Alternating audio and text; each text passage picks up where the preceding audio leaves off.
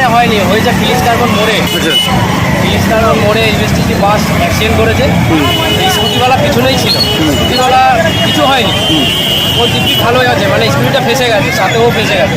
স্কুটিওয়ালাও বলছে যে গাড়ি দাঁড় করাও, কিন্তু ও ফেসে গেছে, বেরোতে পারছে না। আমরা ওখান থেকে দাঁড় করাচ্ছি, বাস দাঁড়াও, বাসটা দাঁড়াও, দাঁড়ালো না। ওর মতন ওই মোড় থেকে টেনে নিয়ে ছেড়ে নিয়ে চলে এলো, এখানে এসে পুরো একদম শেষ বস্তায় করে নিয়ে চলে গেলো। মারা গেছে? দাঁড় করালে কিছু হতো না। কজন ছিল? একজন মারা গেছে?